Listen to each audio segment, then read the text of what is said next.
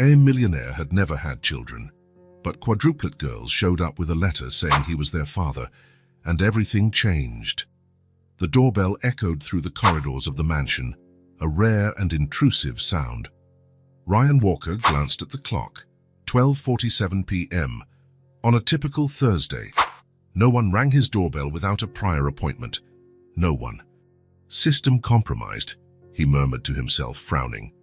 It was the expression he used whenever something escaped his meticulous control.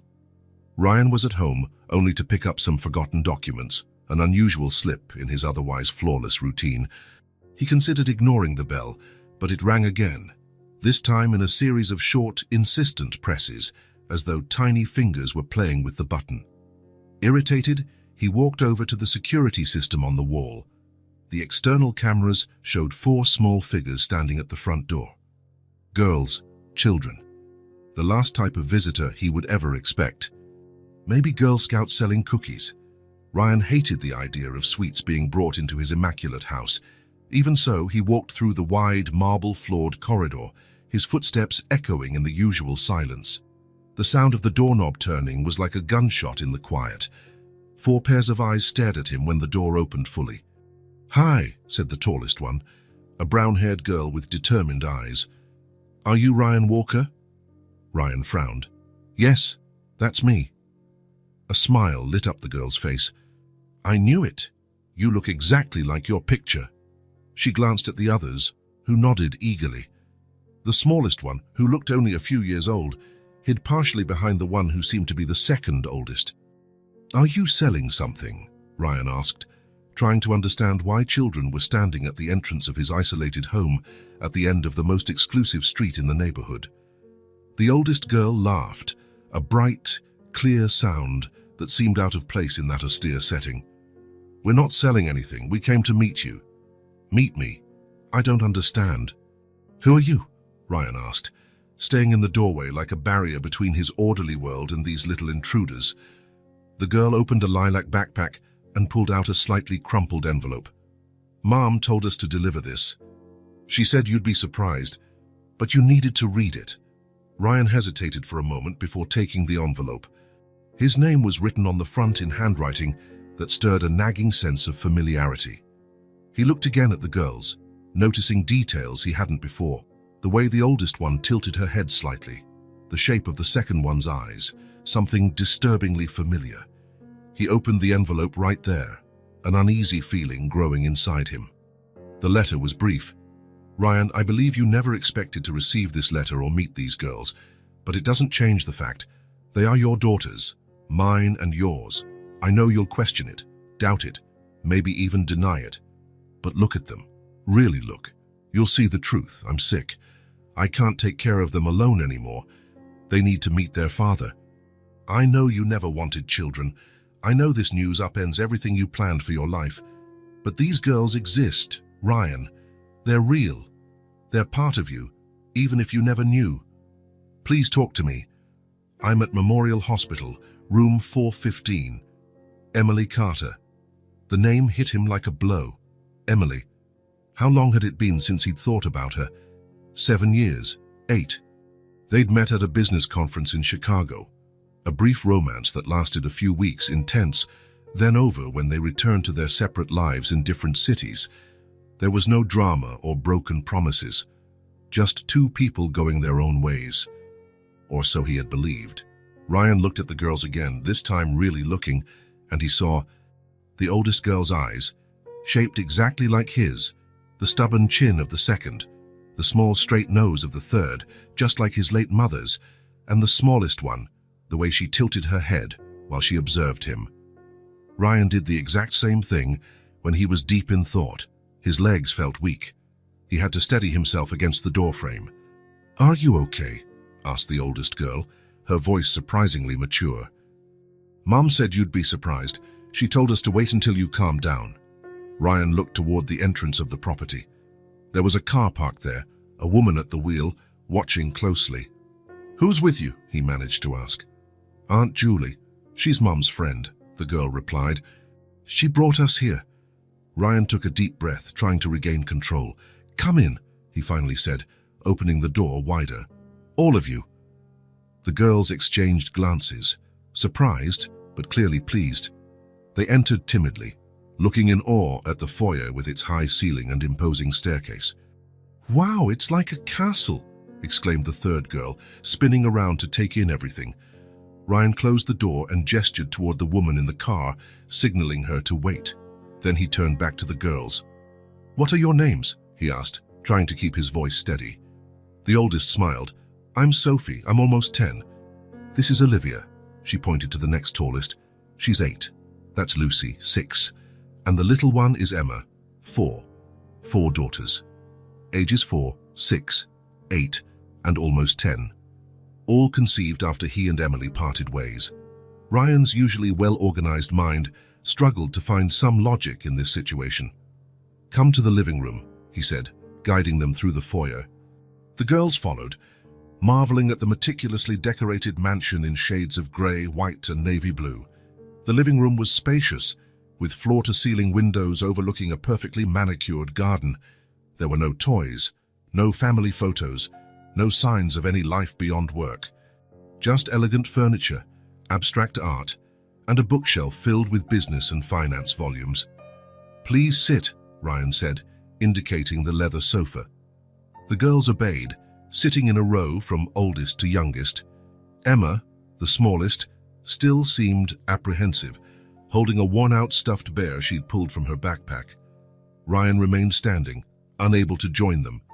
He felt like a stranger in his own home. "You know your mum's friend out there?" he finally asked. "Aunt Julie?" Sophie nodded. "Yes, she's been taking care of us while Mum is in the hospital." "And your mum is very sick." The question slipped out before he could stop it. The girls exchanged looks. It was Olivia who answered. "She goes to the hospital a lot. Sometimes she stays there for days. She gets tired and can't eat much." Ryan folded his arms defensively. "And why did she never tell me about you before?" Sophie sighed, looking briefly older than her years. "She said she would tell you when she was ready, that you didn't want kids and she respected that, but now she can't wait any longer." Lucy leaned forward. "You don't like children?" The direct question caught him off guard. Ryan had never thought much about it. It wasn't that he disliked children, he simply never included them in his plans. "It's not that," he replied carefully. "I just have a very busy life." "Doing what?" Lucy asked, curious. "I manage investments.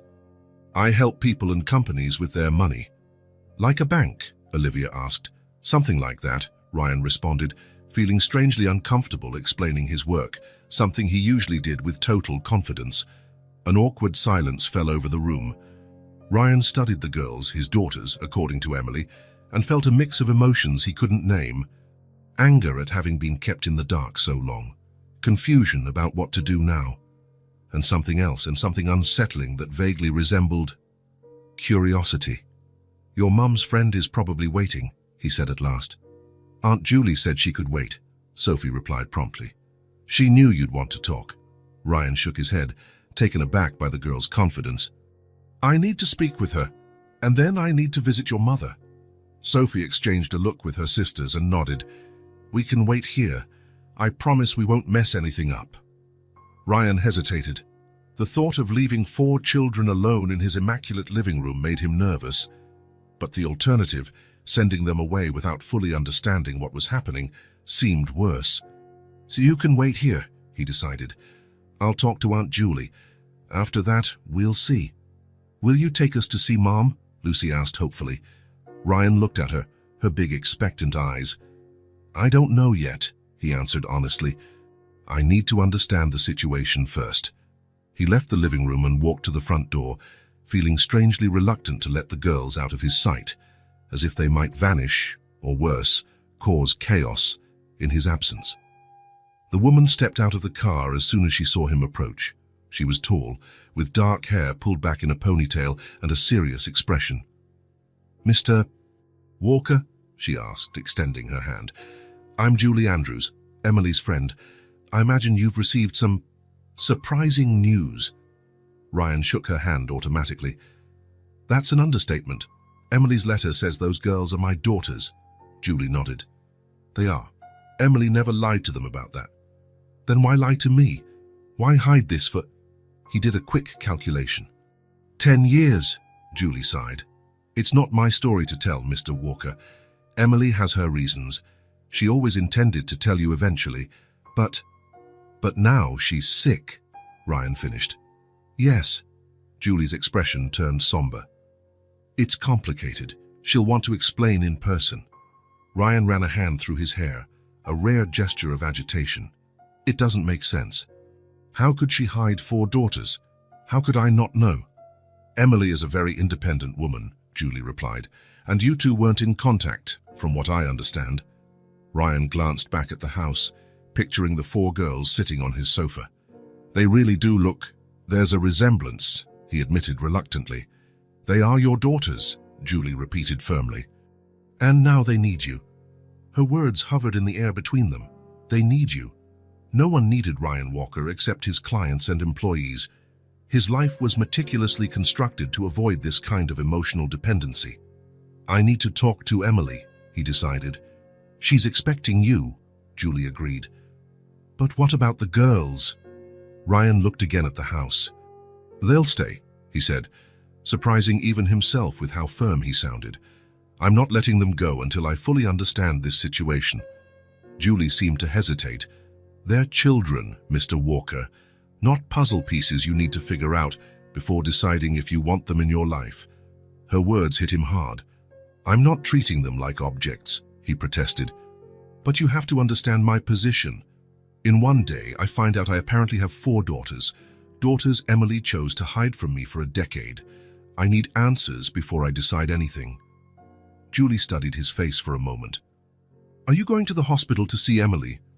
Yes, and the girls. Ryan hesitated for just an instant. They'll stay here. My housekeeper is home. She can keep an eye on them while I'm gone. Julie raised an eyebrow. Of course you have a housekeeper. There was a slight hint of irony in her voice. All right, I'll grab their backpacks from the trunk. They have some clothes, toys, and Lucy's allergy medication. Medication? Ryan asked, feeling a stab of alarm. Just a pollen allergy, nothing serious. 1 spoonful at night. It's all labeled. Julie paused again. Look, I know this is a huge shock for you, but please remember that for them, meeting their father is something they've been waiting for their whole lives. Be kind. Ryan nodded stiffly. Kindness wasn't his strong suit, but he could try. Either way, he didn't plan on interacting much with them until he spoke to Emily and understood what on earth was going on. Julie retrieved 4 colorful backpacks from the trunk. I'm going inside to say goodbye to them. They walked into the house together. In the living room, they found the 4 girls exactly where Ryan had left them, sitting in a row on the sofa. They had kept their promise not to touch anything, though their curious gazes took in every detail of the room. Aunt Julie, Lucy exclaimed when she saw them. This house is huge. It has a pool. Julie smiled. Yes, I saw it from the driveway. She set the backpacks on the floor. Girls, you're going to stay here for a bit with Mr. Walker, while he goes to talk to your mom at the hospital. He's our dad, Olivia corrected. Mom said we can call him Dad. Ryan felt something strange in his chest when he heard that word, Dad, a title he had never expected to hold. I'll be back soon, he said, his voice more rigid than he intended. My housekeeper, Mrs. Davis, will be here shortly to look after you. Please behave. We always behave, Sophie replied with a grin. Mom said you'd change when you met us, that you wouldn't be so controlled, Olivia finished. Ryan blinked in surprise. Your mom said that? Yes, Sophie confirmed. She said you're very organized and you don't like it when things don't go according to plan. But we were going to change you, because kids always change people. Ryan felt a shiver run down his spine. Change. Him. His entire life was built around order, control, predictability. There was no room for changes, especially changes of this magnitude. Yet as he looked at those 4 girls, his daughters, something inside him quivered. A strange, unfamiliar discomfort that wasn't exactly unpleasant, just different. Like a long-closed door had been cracked open, letting in a sliver of light. I'll be back in a few hours, he finally said, turning to leave. Dad. The word stopped him at the door. It was Emma, the smallest, speaking for the first time. Her voice was small but clear. "Are you going to bring Mom?" Ryan looked at her, her eyes so much like his, filled with childlike hope. "I don't know, Emma," he answered honestly. "I'll talk to her first." As he drove to the hospital, Ryan's mind swirled with unanswered questions. Emily, 4 daughters, 10 years of secrecy, an entire life that had existed parallel to his, without his knowledge. And amid the confusion, he felt that strange discomfort growing inside him, a mixture of doubt about everything he thought he knew and memories of Emily he thought he'd buried long ago, memories that returned with full force, along with something new and unsettling, the image of 4 pairs of eyes, so much like his, watching him with hope and curiosity. The emotional order Ryan had cultivated throughout his adult life was irreparably shattered. And the strangest thing was that a small part of him, a part he barely recognized, wasn't entirely unhappy about it. Memorial Hospital was an imposing structure of concrete and glass. Ryan parked in the visitors area and sat there for a few minutes, hands gripping the steering wheel. He had left the girls at home with Mrs. Davis, who seemed as surprised as he was by the situation, but adapted quickly. "I'll prepare snacks for them," she'd said, with an efficiency Ryan appreciated. Now he faced the hospital where Emily and the answers awaited him. Ryan straightened his tie and walked through the automatic doors. The characteristic hospital smell hit him immediately, reminding him of the last time he'd been in such a place, when his parents passed away. It was not a memory he liked to dwell on. "Room 415, please," he asked at reception, sounding more confident than he felt. "Room 415, Emily Carter," confirmed the receptionist. "Are you family?" The question caught him off guard. What was he to Emily exactly? "I'm father of her children," he replied, the words sounding strange on his tongue. The receptionist nodded. "4th floor, down the hall to the right." In the elevator, Ryan rehearsed mentally what he would say. He would demand explanations, ask why she had hidden the girls for so long, possibly request paternity tests. His rational, analytical side tried to transform the shock into something manageable, something he could control. But when the elevator doors opened on the 4th floor, another thought invaded his mind. How was Emily? The woman he had known was vibrant, full of life.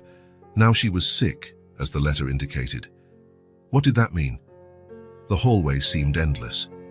Ryan counted the door numbers: 409, 411, 413, 415. He stopped at the slightly ajar door, took a deep breath and knocked softly. "Come in," responded a voice Ryan would recognize anywhere, even after all these years.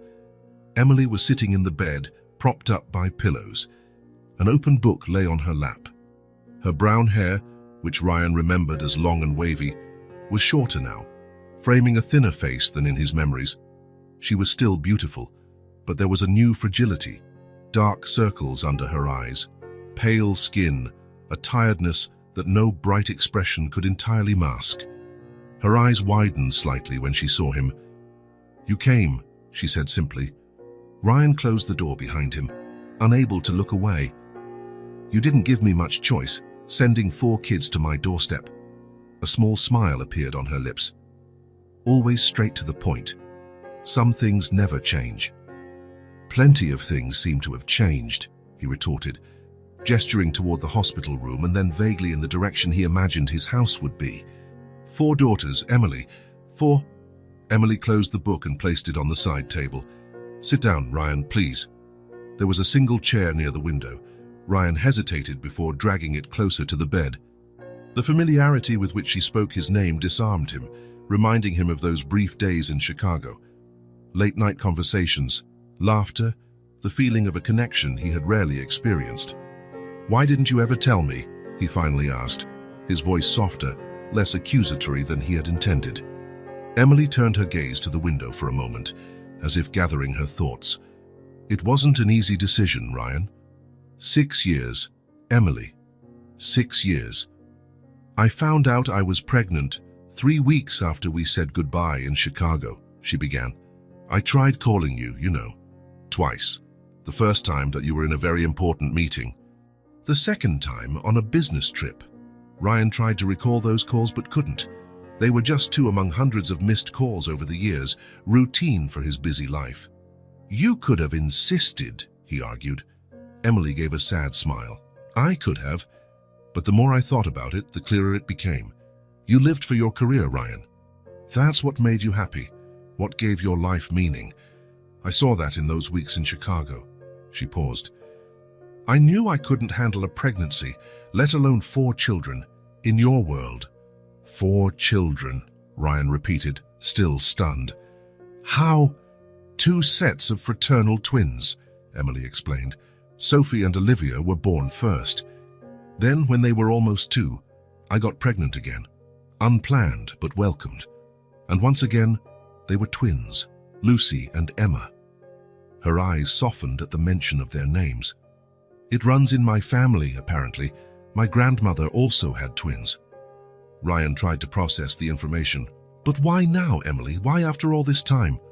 Her gaze hardened slightly. You met them, didn't you, the girls? Ryan nodded. What did you think of them? Emily asked. The question caught him off guard. What did he think? They were obviously bright. Sophie had a maturity beyond her age. Olivia had an intensity in her gaze that reminded him of himself. Lucy was overflowing with contagious curiosity. Emma was so tiny but observant. They're extraordinary kids, he finally admitted. A genuine smile lit up Emily's face. Aren't they? The best parts of both of us. Believe it or not. There was a moment of silence, not entirely uncomfortable. Ryan glanced at the medical equipment beside her bed, the medication bags hanging there. How sick are you? Emily's smile faded. Sick enough to know I can't continue alone. She shifted on the pillows, a flicker of pain crossing her face. The girls need you now, Ryan. You never gave me the chance to be a father, he said, an unexpected ache coloring his voice. That's true, Emily admitted, and for a long time I believed I'd made the right choice. You never wanted children, Ryan. You told me that in Chicago, remember?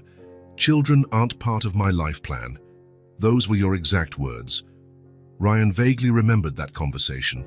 One night, the two of them lying side by side, talking about hypothetical futures. For him, it had just been casual talk. For her, apparently, it was much more. People change, he argued, though he wasn't certain he would have changed without this abrupt intervention in his life. Yes, they do, Emily agreed. I changed when I learned I was pregnant, when I held our daughters for the first time. She paused, studying him. What about you? Are you changing now? Ryan didn't answer immediately. Was he? Something inside him was definitely different, a restlessness, an awakening of feelings he didn't recognize. Why didn't you come to me when you got sick? He asked, avoiding her question. Emily sighed. I thought about it, but I didn't want you to meet them out of pity or obligation. Her eyes met his, defiant. I don't want you to accept them into your life because you feel you have to. I want you to accept them because you want to be part of their lives. What if I don't want to? The question escaped before he could stop it, though part of him already knew the answer. Then you tell us and we'll find another solution, Emily said calmly, though her eyes betrayed her apprehension. But first, truly get to know them. Give them and yourself that chance. Ryan stood and walked to the window. Outside, life went on as usual, people coming and going, unaware of the earthquake happening in this room. What exactly is your condition? He asked. Something that's weakening me, she answered vaguely. The doctors are doing their best. Ryan realized she was avoiding details, but decided not to press further. There were more urgent questions. What do you want from me, Emily? I want you to get to know them, give them what I can no longer provide on my own. Stability, security, a home. She hesitated. That you might love them eventually. The word love hung in the air between them. Ryan didn't use that word lightly. In fact, he might never have used it in a genuinely emotional context. They don't know how sick you really are, do they? He asked, realizing the truth. Emily shook her head. They know I'm ill, that I need treatment. They don't know, she paused, swallowing hard. They don't know everything. At that moment, Ryan understood what she wasn't saying. The situation was more serious than Emily would admit. Much more serious. He returned to the chair and, Without thinking, took her hand. It was smaller than he remembered and colder. "Why send them to my house today?" he asked softly. "Because time is running out," she replied, giving his hand a slight squeeze. "And they deserve to know their father. You deserve to know your daughters." Ryan felt something break inside him, a barrier, a wall he had maintained for so long. The idea of being responsible for 4 young lives terrified him.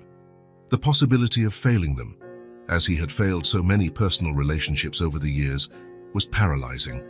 But looking at Emily, seeing the disguised fear in her eyes, a new feeling emerged, something protective and unexpected. "I'll get to know them," he promised. "I don't know if I'll be good at it, but I'll try." A relieved smile spread across her face. "That's all I ask." When he left the hospital an hour later, Ryan felt different. It was as if the man who had entered that room, methodical, controlled, emotionally isolated, had been replaced by someone he barely recognized. Someone who was afraid, yes, but also filled with a new determination. Deep down, he knew he was irreversibly committed now. To 4 girls who carried his blood, to a woman who had kept a secret for 6 years, and to a version of himself he had never imagined possible. And that scared him more than any corporate challenge he had ever faced. Ryan returned from the hospital with his mind in turmoil. Parking in front of the mansion, he noticed something different. Lights were on in rooms that normally remained in semi-darkness. There was movement behind the curtains, and as he got out of the car, an entirely unfamiliar sound in that environment reached his ears: children's laughter. He paused at the entrance, took a deep breath, and turned the doorknob. The impact was immediate. His house, his sanctuary of order and silence, was unrecognizable. In the foyer, 4 pairs of colorful shoes were scattered around. In the living room, cushions were out of place, and what looked like a makeshift fort made of blankets had been erected. "Dad, you're back." Sophie appeared in the doorway of the kitchen, sporting a chocolate smudge on her cheek. "We made cookies with Mrs. Davis. She said you like dark chocolate." "Dad!" Lucy came running, almost slipping on the marble floor. "Did you see Mom? Is she better? Is she coming here?" Before Ryan could answer, Olivia and Emma also appeared. Emma still clutched her stuffed bear, watching him with curious eyes. Olivia studied him intently, as if evaluating his every reaction. "Your mom is stable," he said carefully. "We talked a lot. She'll be in the hospital for a few more days. But then she'll come here, right?" Lucy insisted. Ryan hesitated. "We'll see. For now, you'll stay here." Mrs. Davison, who was watching from the kitchen entrance, dried her hands on an apron. "The girls have already had dinner, Mr. Walker. I'll prepare yours now." "Thank you, Mrs. Davis, and thank you for looking after them." She nodded. "They're delightful children. I explained the house rules." Ryan glanced at Sophie, who smiled timidly. "Mrs. Davis said we can't jump on the sofas or run in the house or touch anything in your office, and that you don't like noise during meals." "That's right," Ryan confirmed, grateful that the housekeeper had established some order. "But she didn't say anything about singing in the bath," Lucy added mischievously. "So I think we can do that." Ryan opened his mouth to argue, but realized he had no specific rule against singing in the bath, simply because he'd never needed one. "Let's sort out your bedrooms," he said, trying to regain control of the situation. "The house has several guest rooms. You can choose." "Can we stay together?" Olivia asked. "We've always slept in the same room." Ryan frowned. "The house has enough space for each of you to have your own room." "But we don't like sleeping apart," Sophie explained. "It's scary." "Okay," Ryan conceded, after a look from Mrs. Davis. "You can stay in the big room on the 2nd floor, the one with the balcony." The girls exchanged excited glances. "It has a balcony," Lucy exclaimed. "Can we have breakfast out there?" "We'll see," Ryan replied automatically, a phrase he never used in his organized life, where everything was either yes or no, black or white, never maybe. After dinner, a surreal experience, with 4 pairs of eyes watching him while he tried to maintain his methodical eating habits, Ryan took the girls upstairs. Mrs. Davis had prepared the bedroom, adding extra towels to the adjoining bathroom and arranging the beds. "Bath time," he announced, checking his watch. "Who goes first?" Sophie asked, naturally stepping into the leadership role. Can't you all go together? Ryan asked, only realizing too late how impractical that idea was. Lucy giggled. Is the bathtub that big? We have a rotation, Olivia explained. Sophie and I bathe first, then Lucy and Emma. It's faster. Are you going to bathe us? Emma asked quietly, her large eyes fixed on him. The question caught Ryan completely off guard. You don't have to, Sophie interjected quickly, sensing his discomfort. We know how to bathe ourselves. Emma only needs help sometimes, but I can help her. Thanks, Ryan said, relieved. I'll be in my office if you need anything. While the girls got ready for their baths, Ryan retreated to his office. He needed to think, plan, reorganize the life that had just been turned upside down. He closed the door, relishing the moment of silence like an old friend. It didn't last long. The silence was soon broken by giggles. Then a children's song in unison echoing through the hallway. Ryan tried to focus on his emails, to ignore the sounds, but it was impossible. The house, once a sanctuary of quiet, now pulsed with life. Half an hour later, a light knock on the door. Dad? It was Sophie, already in pajamas, her hair still damp. Lucy wants to ask you something, but she's too shy. Ryan checked the time. He'd only answered 3 emails, whereas normally he'd have handled 20 by now. What is it? Lucy appeared next to her sister, a mischievous glint in her eyes. Can I put glitter in the bathtub? I brought it in my backpack.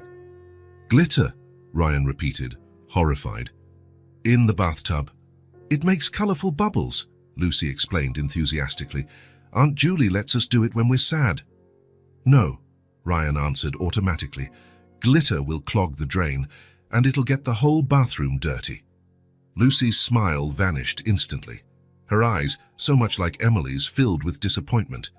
Okay, she mumbled. Mom didn't let us do it very often either, only on special days. Something about the resigned tone in her voice touched a part of Ryan he didn't know existed. Maybe, he began, hardly believing what he was about to say. Maybe we can find something else fun for the bath, something less sparkly. Lucy's face lit up again. Like what? Mrs. Davis can buy some of those colorful things that make bubbles. Tomorrow. Bath salts, Sophie suggested. Yes, Ryan confirmed, though he had no real idea what bath salts were, just that they were likely less disastrous than glitter. Thanks, Dad. Lucy beamed at this small concession. Before Ryan realized what was happening, she dashed forward and gave him a quick hug. You're the best. The sudden physical contact made him tense up. He wasn't used to hugs, but before he could react, Lucy was already dashing off down the corridor. Sophie smiled apologetically and followed her. Ryan stood there, feeling a strange warmth where the small arms had wrapped around him. The best? He was far from it. But something about Lucy's transparent happiness over such a simple thing unsettled him. The following days followed a similar pattern. Ryan tried to stick to his routine, but every aspect was challenged. The once silent breakfast now included endless questions. Why do you read news instead of stories? Why doesn't your house have colorful paintings? Why don't you ever smile in the morning? His immaculate space was transformed hour by hour. He found drawings left on his desk, a colorful hair tie on the sofa, a tiny sock under the dining room table. By the 3rd day, he realized he needed professional reinforcements. I hired a nanny, he announced at breakfast. She starts today. Mrs. Davis can't look after the house and you at the same time. We don't need a nanny, Olivia protested. Sophie takes care of us. Sophie is 10, Ryan replied. Children shouldn't take care of other children. But I've always taken care of them, Sophie insisted. When Mom's in the hospital, Ryan raised a hand, cutting her off. That ends now, you're kids. You should play, study, do things kids do, not have adult responsibilities. Mrs. Bennett arrived at 9. She was young, energetic, and had an impressive background in early childhood education. Ryan gave her a brief explanation of the situation, and she accepted the challenge with enthusiasm. I'm going back to the office today, Ryan informed the girls, who eyed the new nanny warily. Miss Bennett will stay with you. You don't work from home? Lucy asked, disappointed. Usually I do, but I have meetings to attend in person. In truth, Ryan was eager to return to the predictable world of his company. "When are you coming back?" Sophie asked. "Late afternoon," he replied vaguely, already checking emails on his phone. Ryan left, relieved, driving to the office as if escaping a war zone. The security of the familiar. He found it comforting. At work, Helen, his secretary, raised her eyebrows when she saw him. "Mr. Walker, we weren't expecting you today.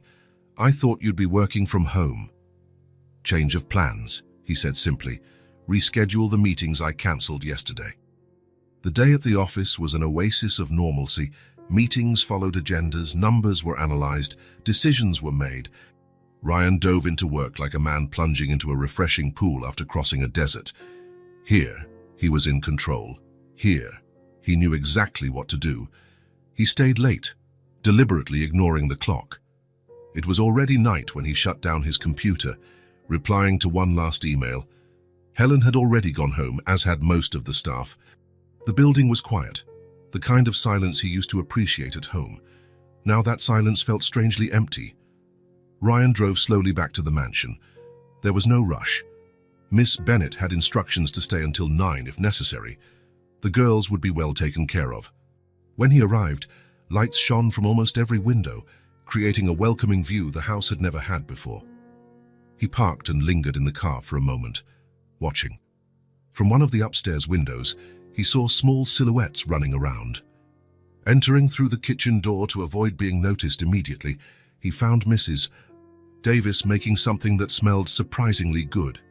"Mr. Walker," she greeted him, "dinner will be ready in 20 minutes. Have the girls eaten?" "Yes, sir. Ms. Bennet fed them at 6, as instructed. They're playing upstairs now before bedtime." Ryan nodded. "How did they behave?" Mrs. Davis gave a slight smile. "They're lovely children, Mr. Walker. Very well behaved, given the circumstances. I'll be in my office until dinner is ready," he informed her, escaping before anyone saw him. From the sanctuary of his downstairs office, Ryan could hear the sounds of the house above him. Light footsteps running down the hallway, muffled laughter, children's music playing somewhere. Sounds that had never belonged there, now filling every corner like water finding its level. During his solitary dinner, he heard the nightly routine above. Miss Bennet guiding the girls through bath time, then toothbrushing, finally bedtime stories. Animated voices begging for just one more page. Soft giggles. When the nanny came downstairs and found him in the living room, Ryan was checking his tablet for emails. "Are they asleep?" he asked without looking up. "Almost," Ms. Bennet replied. "They're in bed, but asked if you could say goodnight before they drift off." Ryan hesitated. He was tired and just wanted to retreat to his own room to process the events of the last few days in peace. "I'm very busy tonight," he replied. "I'll talk to them more tomorrow." Mrs. Bennet nodded, concealing any judgment she might have. "Of course, Mr. Walker. Should I come at the same time tomorrow?" "Yes, please." After Miss Bennet left, Ryan went upstairs quietly. He stopped in the hallway, near the girls' slightly ajar bedroom door. A soft bedside lamp glowed through the gap, accompanied by whispers and muffled laughter. They were still awake. Instead of going in, he stood there, watching through the small opening. Sophie was reading a book to the younger ones, using different voices for each character. All 4 girls were in the same bed, despite the 4 beds available in the large room, huddled together like puppies, seeking comfort in this unfamiliar place. "Dad?" Lucy's voice surprised him. "Are you there?" Ryan froze for a moment, then gently pushed the door open. "I was just checking on you," he said, not fully entering the room. "Do you want to play?" Emma asked softly, holding up a small plush toy. "We could play that card game Ms. Bennet taught us." "I'm busy right now, Emma," Ryan said, checking his watch. "I have some work to finish." The light in the little girl's eyes dimmed. "Okay," she murmured, backing away. "I didn't want to bother you." "You're not bothering me," Ryan said quickly. "I just have work to do." "Mom used to work a lot too," Emma replied so quietly he almost missed it, "but she always stopped for a bit to play before we slept." The implied comparison hit him like a punch. Before he could respond, Sophie intervened. "It's all right, Dad. We know you're busy. Good night." "Good night," Ryan repeated, backing out into the hallway.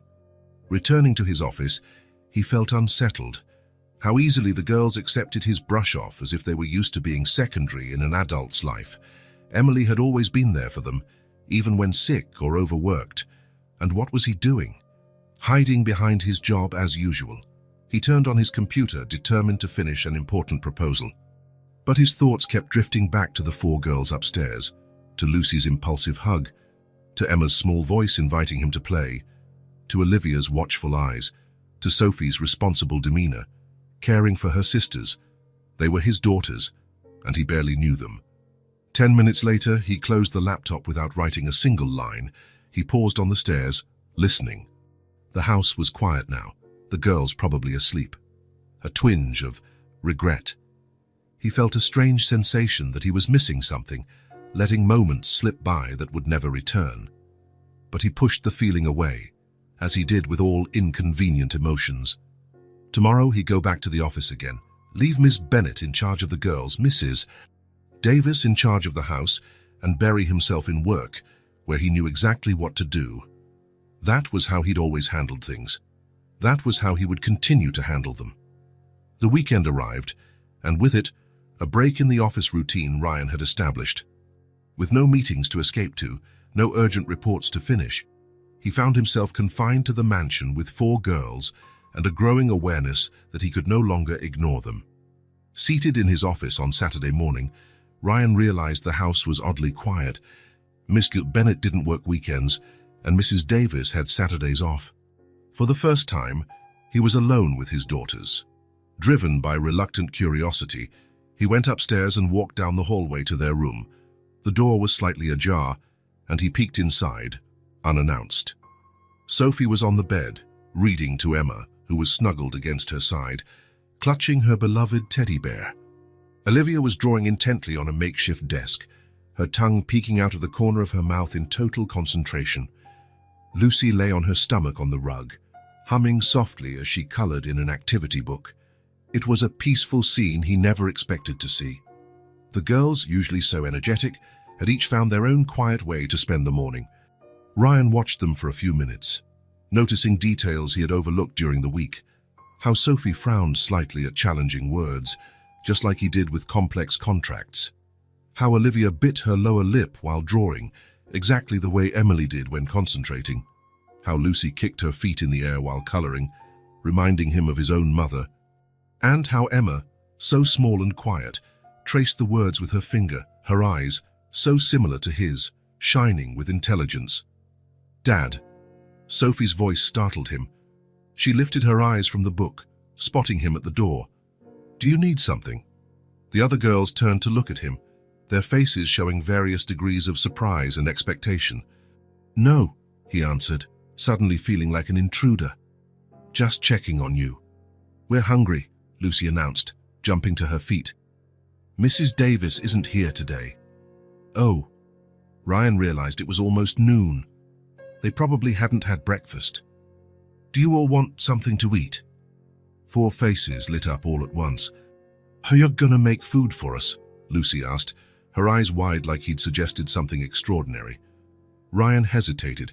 His cooking repertoire was limited to strong coffee and scrambled eggs, but their sudden enthusiasm caught him off guard. "I can try," he said, oddly willing to make the effort. In the kitchen, under the watchful eyes of the four girls perched on stools by the island, Ryan opened the fridge. Mrs. Davis, as always, had left it perfectly organized. "What do you usually have for breakfast?" he asked. "Pancakes!" Lucy exclaimed immediately. "Cereal with milk?" said Sophie, more practical. "Toast with jam," Olivia suggested. Emma just watched quietly, her eyes darting from Ryan to her sisters. "What would you like, Emma?" Ryan asked the youngest directly, surprising himself by noticing her silence. The little girl looked surprised to be asked. "I like bananas," she answered softly. Ryan nodded, as though he'd just received a critical piece of business intelligence. "All right. Then we'll have a bit of everything." He had never made pancakes in his life, but how hard could it be? The internet had recipes, and he had an above-average IQ. As he prepared the batter, messing up 2 attempts first, He noticed the girls watched him with fascination, like he was performing magic. "You've never cooked before?" Olivia asked, as perceptive as ever. "Not much," he admitted. "I can tell," she remarked, not maliciously, just stating a fact. Ryan found himself smiling. There was something refreshing about Olivia's direct honesty. When one pancake flopped into a shapeless blob in the pan, Lucy burst into laughter. "It looks like a melted cloud." Ryan stared at his disastrous creation, prepared to feel frustration. Instead, he found himself laughing along with Lucy. That's exactly what it looks like. Breakfast, or lunch given the hour, was a culinary disaster, but somehow a success. The pancakes came out in bizarre shapes, the toast was slightly burnt, and the cereal got soggy because he served it too late. But the girls ate heartily, commenting on every item, laughing at the odd shapes, naming the pancakes. "This one looks like an elephant without a trunk," Lucy declared, holding up a particularly misshapen pancake. "And this one looks like Mr. Phillips, Aunt Julie's grumpy neighbor," Olivia added, causing another wave of laughter. Ryan observed the scene, feeling something odd and disconcerting in his chest, something he didn't immediately recognize, but which wasn't entirely unpleasant. After breakfast, Sophie offered to help clean up. Ryan refused at first, but she insisted. "Mom always says whoever makes the mess needs to help clean it up," she explained earnestly. "That's the rule in our house." Ryan nodded, once again struck by her maturity. As Lucy and Emma ran outside to play, supervised by Olivia, Sophie stayed beside him, drying the dishes he washed.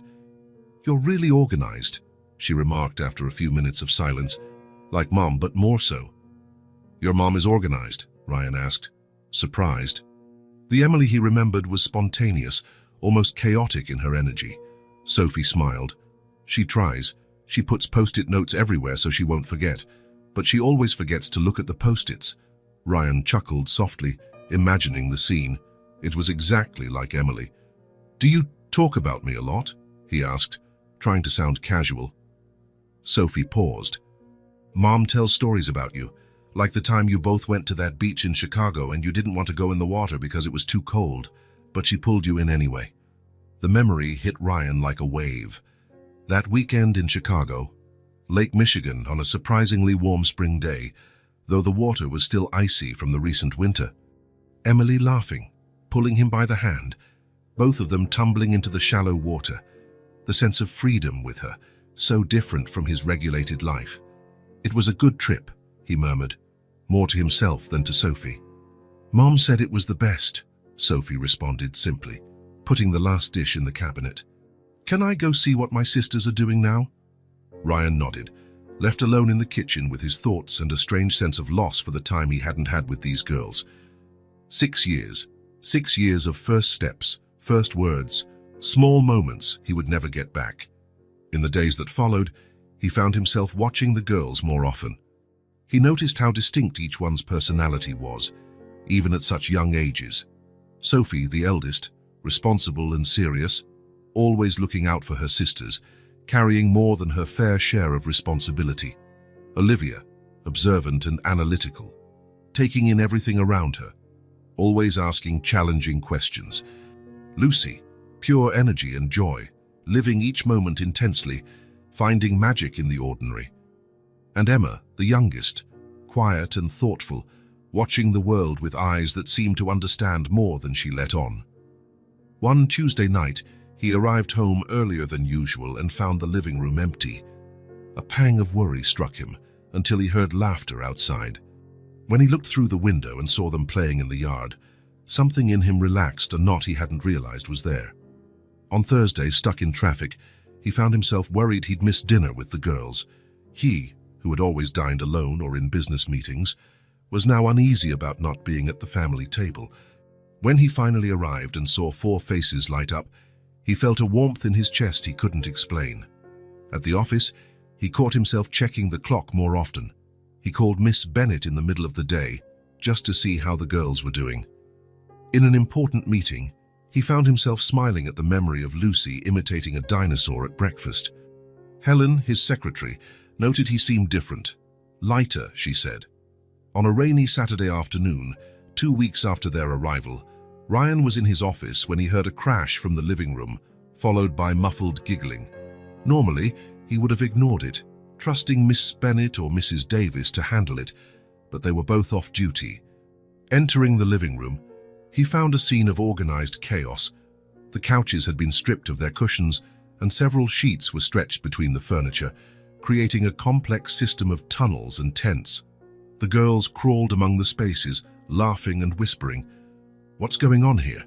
he asked, unable to maintain the stern tone he intended. 4 heads popped out of different openings in the makeshift structure. "We're building our secret city," Lucy explained, as though it were obvious. "With the bed sheets?" Ryan raised an eyebrow. "They're the only ones big enough," Sophie replied, looking slightly guilty. "We'll put everything back afterward, promise." Ryan should have disapproved. He should have reminded them of the rules about keeping the house tidy. Instead, he surprised everyone, including himself. "Looks like you need more materials for construction." 15 minutes later, Ryan was on his knees, helping them attach more sheets with clothespins to strategically placed chairs. His expensive suit was wrinkled. His usually perfect hair was disheveled after crawling through one of the tunnels to free Emma, who was stuck. "Dad, you have to try the magic tea," Lucy announced, offering him an empty plastic teacup. Ryan accepted the cup with a serious expression. "What flavor is this magic tea?" Lucy pondered for a moment. "It's cloud and glitter flavor." "Ah, my favorite," he replied, pretending to take a sip and widening his eyes dramatically. "Wow, it really is magical." The girls burst into laughter, delighted that he was playing along.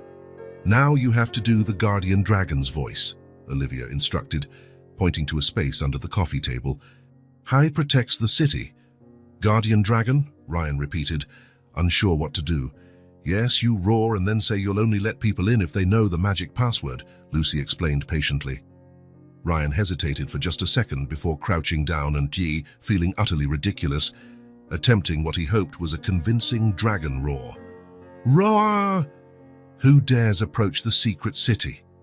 The girl's laughter was immediate and genuine. Lucy practically rolled on the floor, while even the serious Olivia tried to stifle her giggles. "That dragon sounds like it has a cold," Sophie teased between laughs. "It's a dragon allergic to humans," Ryan improvised, faking an exaggerated sneeze. "Achoo!" "Sorry, that happens when too many humans are around." Olivia, ever practical, jumped into the game unexpectedly. "We need medicine for the dragon. Quick, doctor, Lucy, prepare the magic syrup." Lucy dashed to her pharmacy under an end table and returned with another empty cup. "Here's the medicine, but he has to make a disgusted face because it tastes awful." Ryan obediently drank the imaginary medicine, making an exaggerated grimace that set off another round of laughter. Emma, who had been quietly watching, surprised everyone by crawling over to Ryan and holding out a small imaginary tissue for the dragon. "To wipe your nose," she explained seriously. For 2 hours, Ryan forgot he was a successful executive. He forgot that he preferred organized, predictable routines. He forgot that, until 2 weeks ago, he never would have imagined crawling around on the floor pretending to be a dragon with allergies. When Sophie announced that the city needed a bedtime story, Ryan found himself inventing a tale about 4 princesses who discovered a magical treasure. The girls listened in fascination as he improvised, surprising even himself with his sudden creativity. "Where did you learn to tell stories like that?" Sophie asked when he finished. "I never learned," Ryan admitted, astonished at himself. "I guess I just found out I could." By the time they stopped, exhausted and hungry, the living room was a complete mess. Sheets were draped everywhere, cushions scattered, toys and books co-opted by the city spread across the floor. Ryan surveyed the scene, expecting to feel anxiety over the disorder. Instead, he felt a strange satisfaction. It was the chaos of life happening, not a failure in organization. "How about pizza for dinner?" he suggested, to unanimous cheers. As they ate pizza on the living room floor, something unthinkable 2 weeks ago, Ryan watched the girls. They were relaxed, happy, all talking at once about their roles in the secret city. Emma, normally so quiet, inched closer to him and placed her small hand over his. "You're the best dad in the world," she declared seriously, then added, "even if you're clumsy." Ryan felt something warm and unfamiliar spread through his chest. The simple sincerity in her words hit him with surprising force.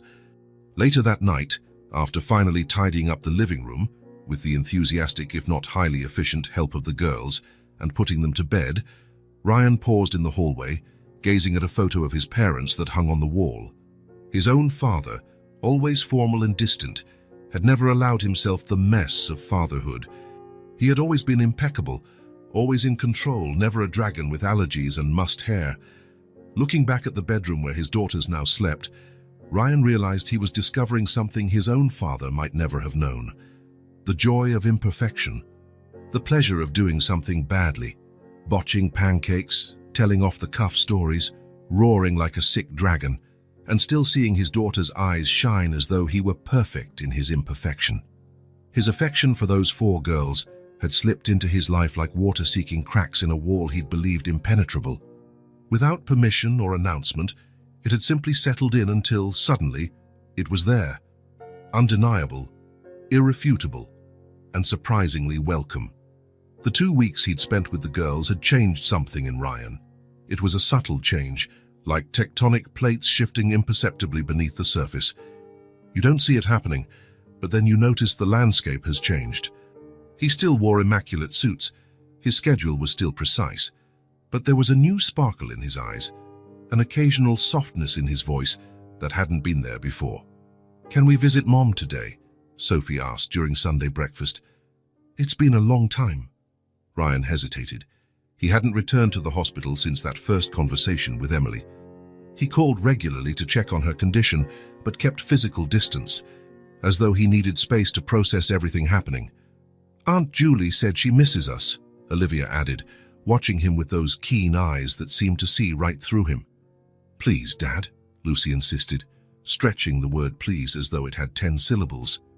Emma said nothing, just looked at him with those eyes so much like his, full of silent hope. Ryan glanced at his watch, though he knew he had no plans for Sunday. "All right, we can go after lunch." The chorus of "yay" that followed was reward enough. Ryan realized he no longer saw adjusting his schedule for the girls as a nuisance. It was an adjustment, sure, but not the burden he'd imagined.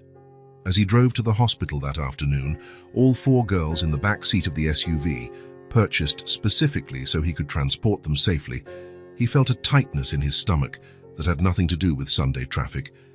Emily. Since that first visit, when she gently explained why she'd never told him about their daughters, Ryan had been rethinking everything he thought he knew about relationships and responsibility.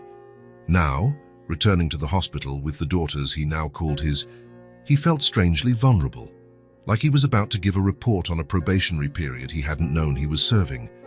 "Mum's going to be so happy to see you too," Sophie said, as though reading his thoughts. "She always asks about you when Aunt Julie calls." Ryan glanced in the rearview mirror, surprised. "She asks about me?" Sophie nodded. "She wants to know if you're taking care of us, if we're happy." "And what do you tell her?" he asked, trying to sound casual. "That you're a good dad," Lucy answered promptly. "You just can't do braids very well." Ryan grinned, recalling his disastrous attempt to braid Lucy's hair for a birthday party at a friend's house. The result was so chaotic that Ms. Bennett had to fix it minutes before they left. "And that you let us build secret cities," Olivia added. "And you don't get mad when Lucy spills milk." "And you chase away closet monsters," Emma murmured, her voice almost inaudible. Ryan felt something tighten in his chest. That night, Emma had woken up crying, convinced there were monsters in the closet, had been a turning point for him. Instead of dismissing her fears as irrational, he'd staged an elaborate monster inspection, complete with a flashlight and a magic wand improvised from a pencil. Emma's relieved smile when she finally fell back asleep had touched something fundamental in him. "Mom used to work a lot too," Emma continued, "but she always found time for us." Memorial Hospital felt less intimidating this time. Ryan guided the girls through the parking lot, noticing how they moved in an organized formation, Sophie and Olivia at the front, each holding one younger sister's hand. Natural organization, not imposed. Something they must have learned from Emily, no doubt. In the elevator up to the 4th floor, Lucy couldn't stand still, hopping from one foot to the other in excitement. Olivia kept smoothing her bangs, wanting to look presentable. Sophie was adjusting Emma's clothes, always taking care of her youngest sister. Ryan watched them, fascinated by the dynamic among them and by the strong bond they shared with Emily. "Remember, your mom needs rest," Ryan said as they walked down the hall. "No jumping on the bed or shouting, okay?" 4 heads nodded solemnly. It was impressive how they understood the seriousness of the situation, even at such young ages. The door to room 415 was slightly open. Ryan knocked gently and heard Emily's voice. "Come in." The girls could barely contain their excitement when they saw their mother. Emily was sitting up in bed, looking paler than Ryan remembered, but smiling with a radiance that lit up her entire face. She wore a colorful scarf on her head, something Ryan hadn't noticed on his previous visit. "My loves," she exclaimed, opening her arms. They all ran to hug her at once, a tangle of limbs and laughter. Ryan stood back, watching, feeling simultaneously part of the moment and an outsider. Emily looked up over the girls' heads and met his eyes. Something silent passed between them. Gratitude, acknowledgement, maybe a kind of intimacy they'd never truly shared, even in those weeks in Chicago. "You all look so beautiful," Emily said, pulling back slightly to examine each daughter. "So grown up. In just 2 weeks." "Sophie's reading a new book with big words," Lucy announced proudly. And Olivia drew a horse that looks real. "What about you, my Lucy? What have you been up to?" Emily asked, gently cupping her daughter's face. "I helped Dad make pancakes. They were all weird shapes, but we ate them anyway." Emily laughed, glancing at Ryan in amused surprise. "Pancakes? I'm impressed." Ryan shrugged, feeling oddly exposed. "They were more like melted clouds, according to the expert critiques." "Dad also does funny voices when he reads stories," Olivia said. "He does the dragon voice better than Aunt Julie. And he lets us build cities with sheets in the living room," Sophie added. "As long as we clean up afterward." "And he didn't get mad when I spilled juice on the white rug," Emma chimed in, her small voice now audible. Emily took it all in with an expression that was equal parts surprise and pride. She kept glancing at Ryan as if seeing him for the first time. "Sounds like you're having a lot of fun," she said softly. "We miss you," Sophie said, her initial joy replaced by a seriousness beyond her years. "When can you come home?" Emily shared a quick look with Ryan. "Soon, honey. The doctors still need to run some tests." The visit lasted about an hour. The girls talked about school, new friends, Ms. Bennett's art lessons. Emily listened attentively, asking questions, laughing at their stories.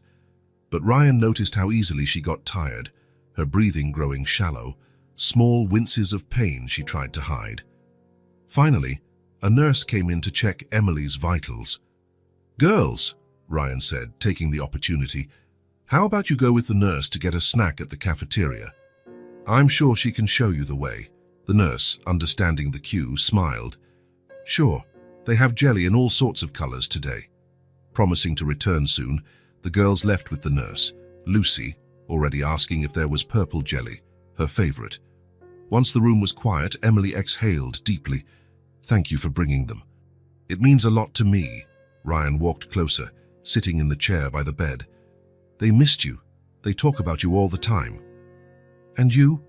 What do you have to tell me?" Emily asked, studying him with those eyes that always seemed to see more than he intended to reveal. "I'm adjusting," he answered cautiously. Emily smiled. "From what they said, you're doing a lot more than adjusting. Dragons, sheet cities, weird pancakes. That's not the Ryan Walker I knew." "Maybe I'm not exactly that Ryan anymore," he admitted, surprised at his own honesty. "You're changing," Emily said gently. "Don't run from it." The statement hit harder than he expected. Running from change had been his instinct in the first weeks, burying himself in the office, delegating the care of the girls, staying emotionally distant. But at some point, without realizing it, he had stopped running and started leaning in, to the mess, the unpredictability, the affection. "I'm scared," he confessed, the words spilling out before he could stop them. "What if I fail them? I'm not like you, Emily. I don't know how to be a father. I don't know how to take care of kids." Emily reached out, taking his hand. Her fingers were thinner than he remembered. the skin cooler. "The man who asks that question has already started taking care of them," she replied firmly. "You think I wasn't scared? I was terrified when I found out I was pregnant, even more so when I learned it was twins. And again with the second pregnancy. No one is born knowing how to be a parent, Ryan. You make it look natural. Because you never saw me crying in the bathroom after Sophie got her first high fever, or when Lucy fell and needed stitches, or the hundreds of sleepless nights, questioning every decision." She squeezed his hand. "Parenthood isn't about not being afraid. It's about moving forward in spite of it." Ryan looked at their joined hands, a simple gesture packed with meaning.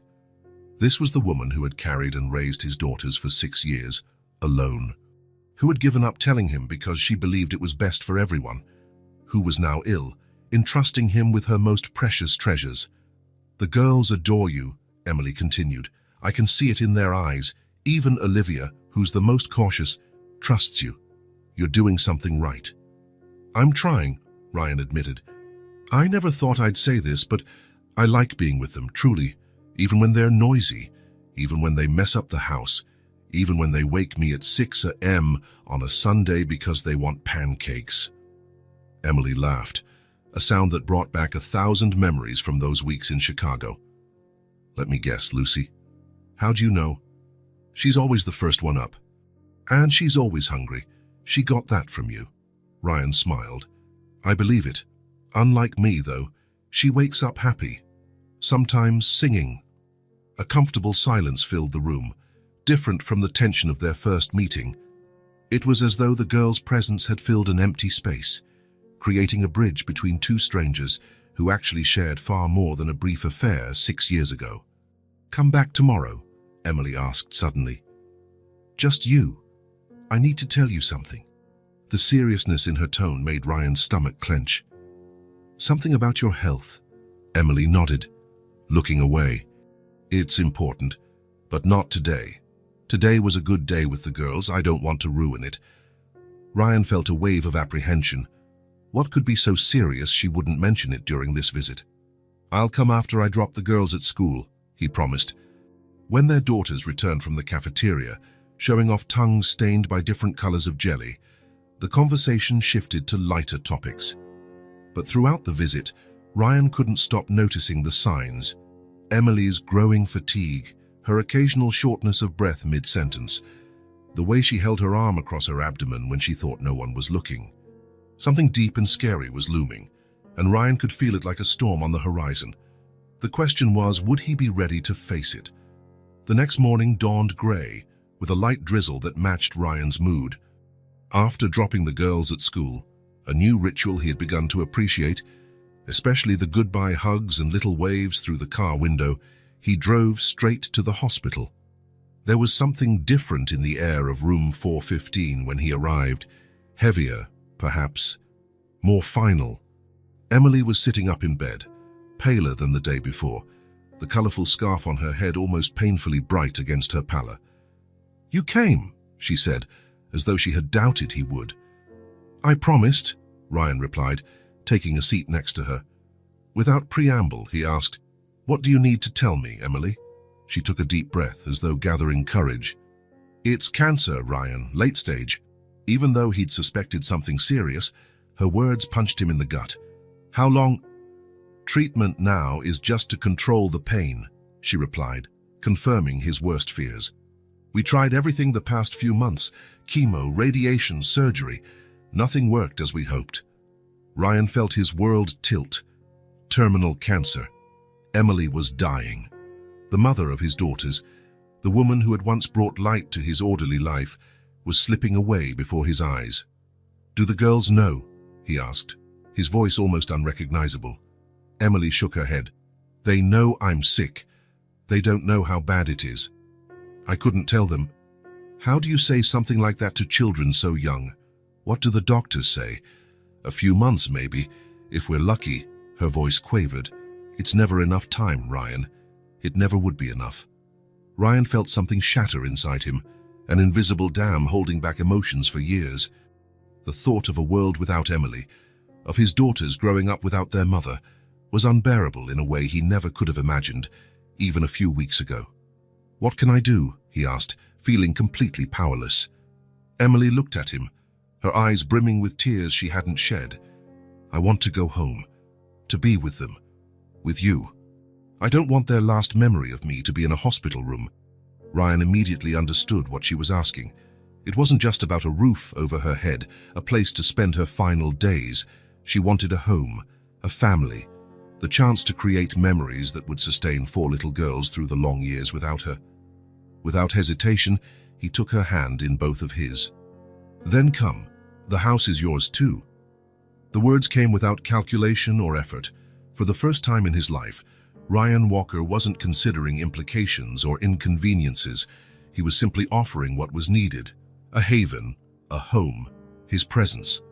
He was welcoming Emily without reservation, not out of obligation, but because it was the only possible answer.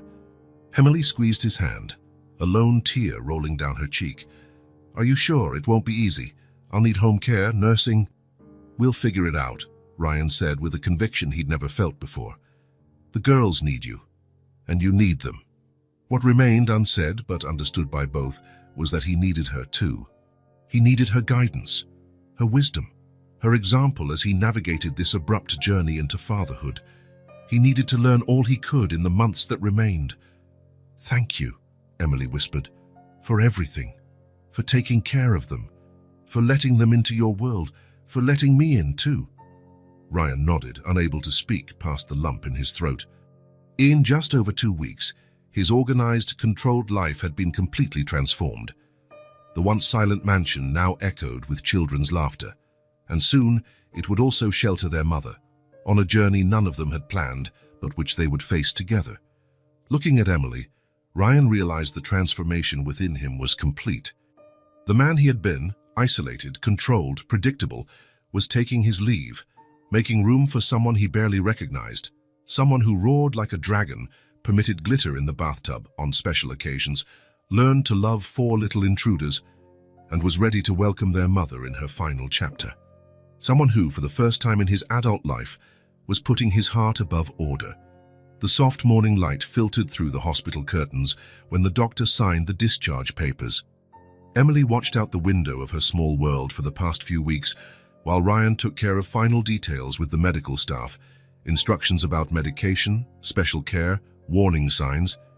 He jotted it all down meticulously, as though it were the most important contract of his career. In a way, it was... "Ready?" Ryan asked, entering the room with a wheelchair. Hospital policy required all patients to leave that way, no matter their condition. Emily smiled. "I've been ready for weeks." The ride home was quiet. Emily looked out the car window, taking in the world outside, people walking, trees swaying in the wind, a sky so brilliantly blue it felt almost offensive in its perfection.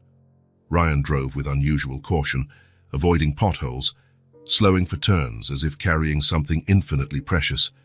"Do the girls know I'm coming?" she asked, breaking the silence. "Yes. They've been decorating your room since yesterday. They wouldn't let me see the final result. It's a surprise." Emily chuckled softly. "I hope it doesn't involve too much glitter. No guarantees. Lucy's in charge of decorations."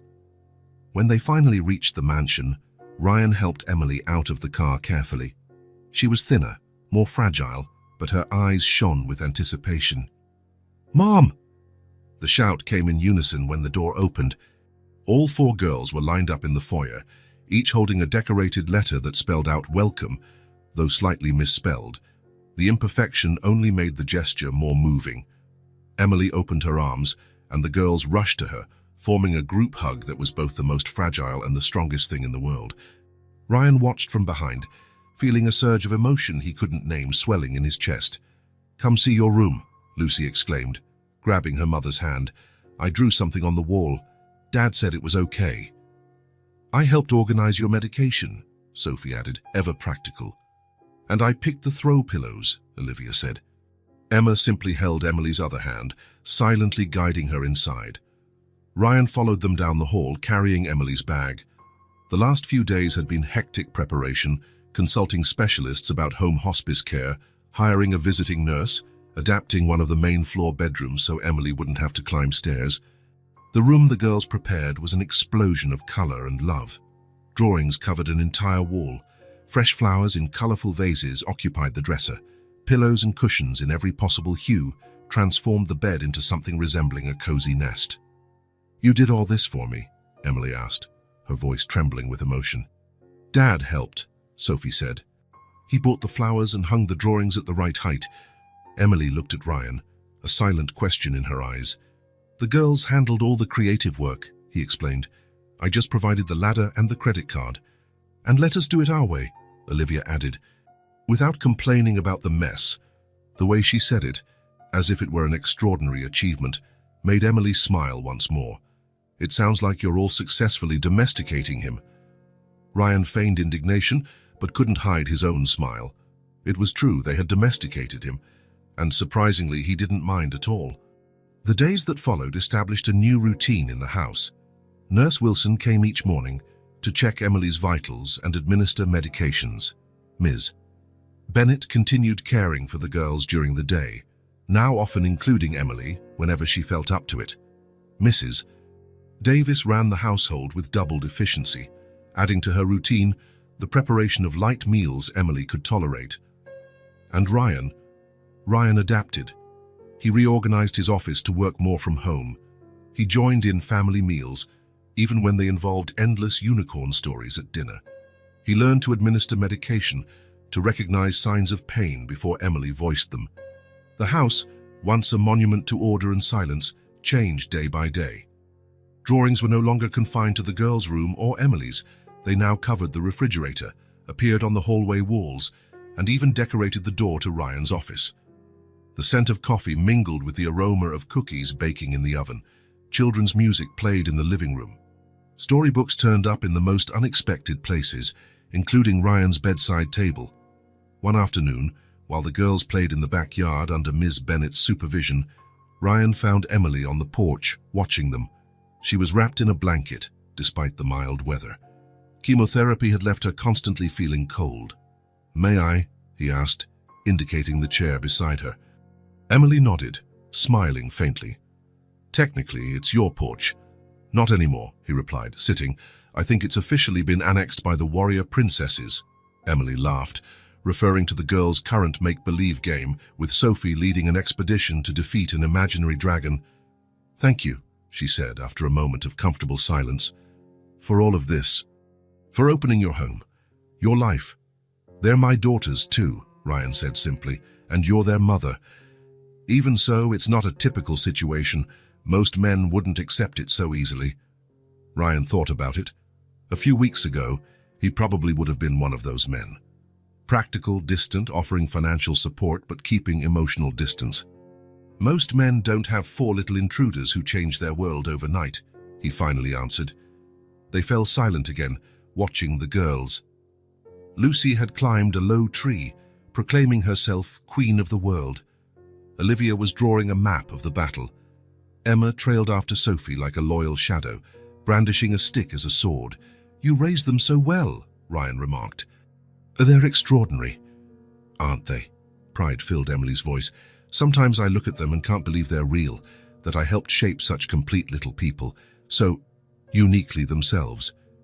Ryan understood the feeling. Even though he'd joined their lives so recently, he already felt a similar pride when Sophie solved a tough problem, or Olivia made a strikingly perceptive comment, or Lucy infused magic into ordinary things, or Emma overcame her shyness to share an idea. "How are you feeling today?" he asked, noticing Emily seemed less fatigued than in previous days. "It's a good day," she replied. "It hurts less, and seeing them like this, it's the best medicine." Another silence settled, not awkward or empty. It was a silence of mutual understanding. "It's funny," Emily finally said. "We were never really a couple, but we are a family." Ryan reflected on her words. It was true, they had never been a traditional couple. They'd had a brief romance that led to 4 wonderful lives, but never shared the journey of building a relationship. Now, though, they were united by something perhaps deeper than romance. The love they both felt for these 4 small people, forging an undeniable connection. "And it's the best thing I've ever been," he replied, surprising himself with the sincerity of that statement. Emily looked at him, her eyes shining with restrained emotion. There was no romantic love in that gaze, no longing for what might have been, only recognition, gratitude, and a profound mutual understanding. It wasn't romantic love. It was something different, something real and substantial, built on genuine care, respect, and a shared purpose. That evening, during dinner, Ryan surveyed his kitchen. The table once set for just him now seated 6. Emily was at the head, frail but present, helping Emma cut her food. Lucy was telling an elaborate story about her music teacher. Olivia was correcting the factual inconsistencies in Lucy's tale. Sophie was discreetly organizing her mum's medications for after the meal.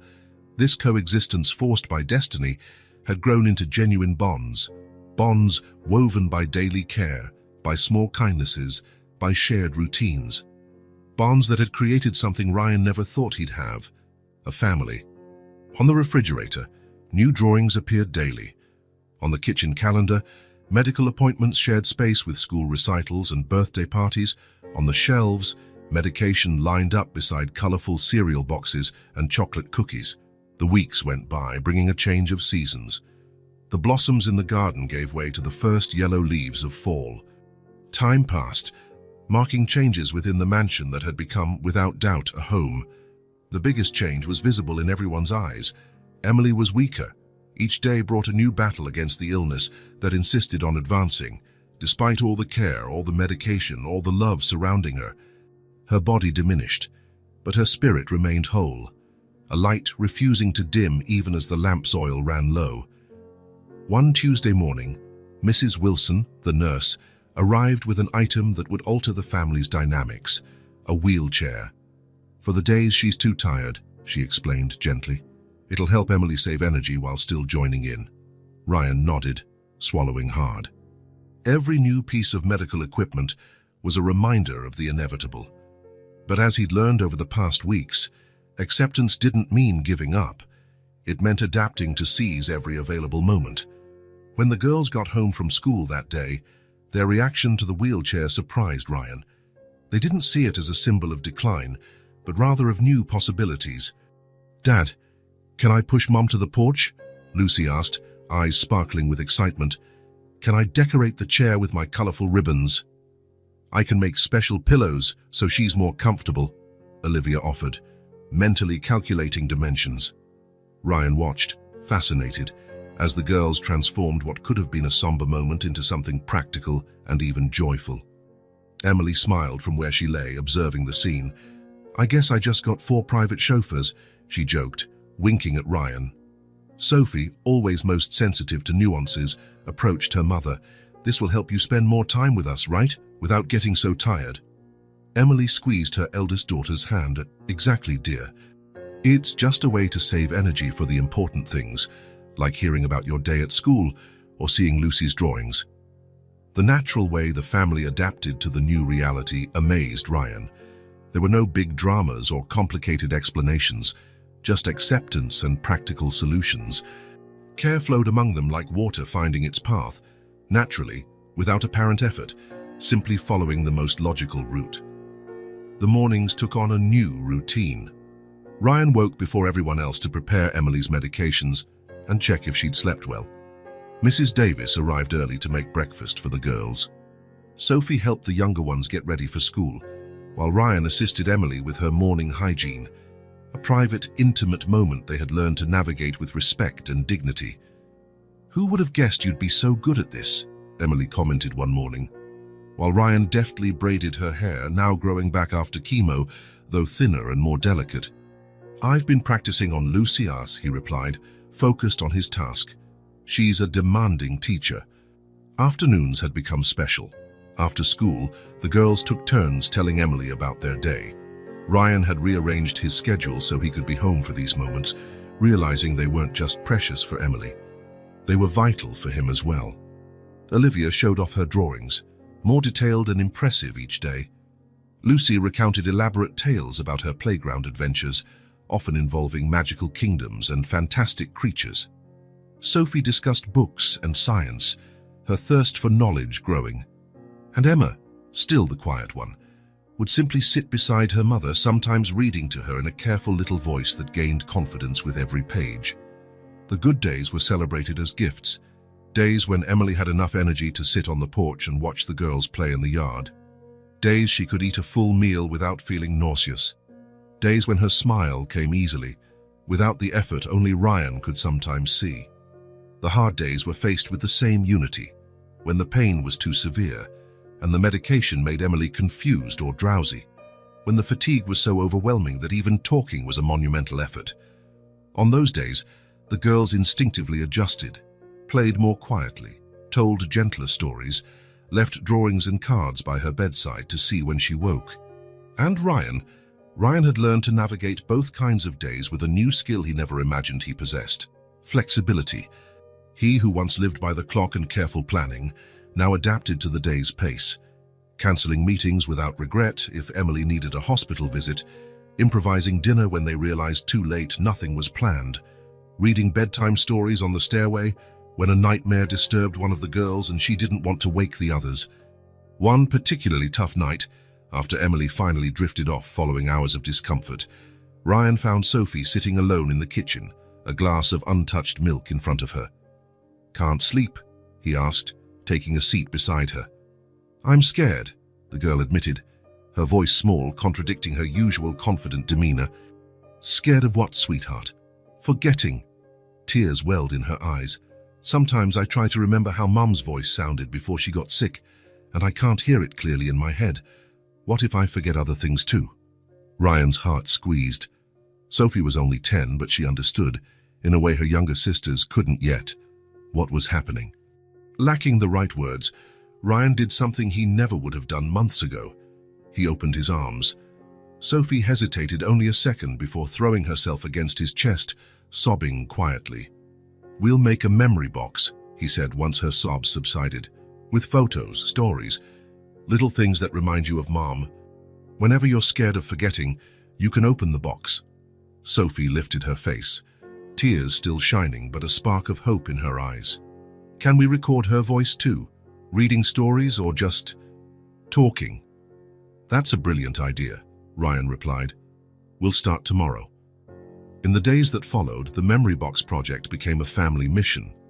Emily participated eagerly, telling stories while Ryan discreetly recorded her, answering the girls' questions about her childhood, about how she'd met Ryan, about her dreams and hopes. What began as a way to preserve the past became a celebration of the present. As the weeks passed, the wheelchair became a constant presence. Lucy's ribbons adorned the wheels, Olivia's special cushions ensured comfort, Sophie's improvised cup holder kept Emily's tea within reach, and Emma's stuffed animal pouch guaranteed Mom always had a cuddly friend at hand. Ryan learned to maneuver it smoothly, avoiding bumps and adjusting the speed to Emily's mood. Sometimes she'd ask him to go faster, and he'd oblige, spurring delighted giggles from the girls racing alongside. Other times, they'd simply glide slowly along the porch, watching the sunset in shared silence. One afternoon, while Ryan was preparing dinner, a skill he was slowly improving with gradually fewer disasters, Lucy ran into the kitchen. "Dad, did you burn the sauce again?" she asked, eyeing the smoking pan. "It's not burnt," Ryan defended, though the smell suggested otherwise. "It's caramelized," Lucy giggled, that contagious laugh that lit up the entire house. "Mom says you're unbelievable in the kitchen. Unbelievably bad, I suspect. No, unbelievably persistent. You never give up, even when you mess everything up." Ryan smiled, realizing the comment applied to more than just cooking. It was true. He had become someone who didn't give up easily, who tried and failed and tried again without the rigid perfectionism of the past. "You know what else Mom said?" Lucy continued, retrieving plates to set the table.